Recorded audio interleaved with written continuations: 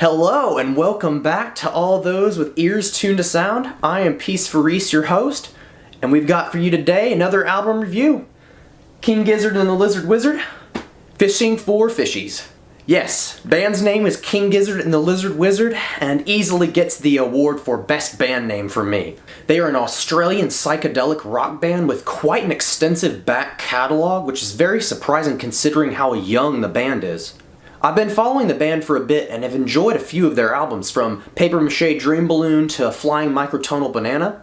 The band just loves coming up with crazy names, and with the good crop of singles the band was teasing this album with, I was easily hooked. And so, opening track and title track, Fishing for Fishies. An odd track even for the band. Sounds like their attempt to take a Dr. Seuss story and put it into like a musical form. While it is such an oddball track, I do really enjoy its almost kiddish vibe it puts off. It's got a lot of charm and personality to it, and with the jangly guitars and eerie vocals, makes for an interesting tune.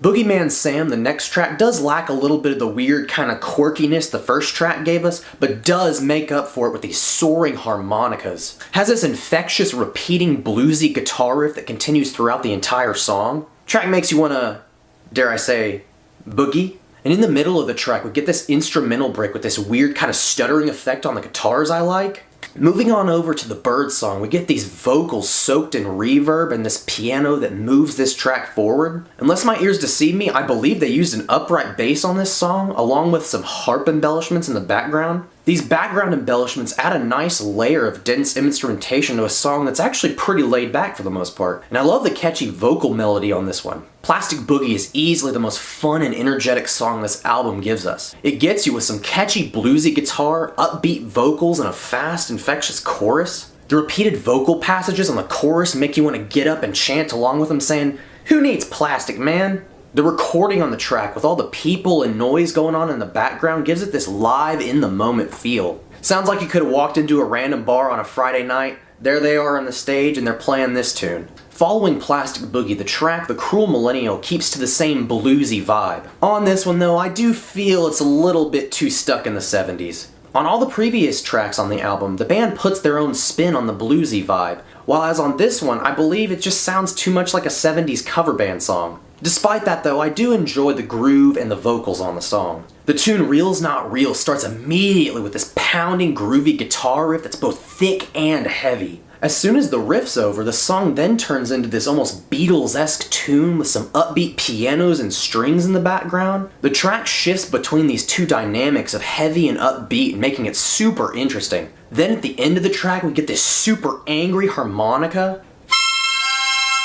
It joins in with all the other instrumentation and starts to build and makes for one heck of a climax. On the next track, This Thing, I enjoy the harmonicas and bass that lead us into the track. But for some reason, whenever I compare this track to all the previous tracks on the album, I feel as though not much happens on it. The verses overall to my ears are a little sparse and more boring than all the other tracks on offer here. On the track A Karini,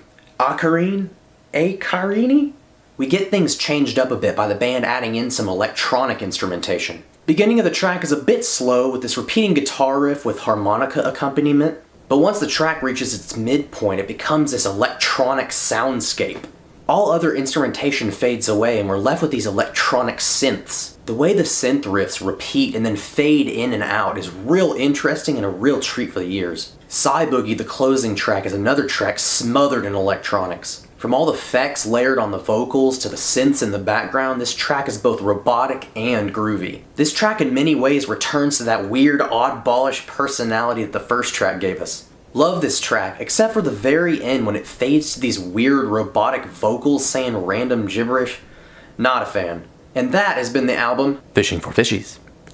Gotta admit, the last two tracks for me feel as though they almost came from a different album with all their electronic vibe to them. While I do like them, I feel they break up the bluesy vibe the album had going for it. Overall though, I do feel this is a pretty solid release from the band. The album has a lot of personality on it and contains some real good bluesy tracks like Plastic Boogie and Real's Not Real. Even with the breaking up of the bluesy feel towards the end of the album, I find I enjoy most of it. And with all that being said, I'm gonna hit this album with a 7 out of 10. It's an excellent addition to the band's catalog, and I can't wait to see what they do next. So that has been another album review. If you liked it, hit the like button. If you like what I do, stick around, there's more coming. anything that you feel I should listen to or check out, let me know below. It's been PeaceforReece signing off. King Gizzard and the Lizard Wizard, fishing for fishies. Winter, do you like King Gizzard?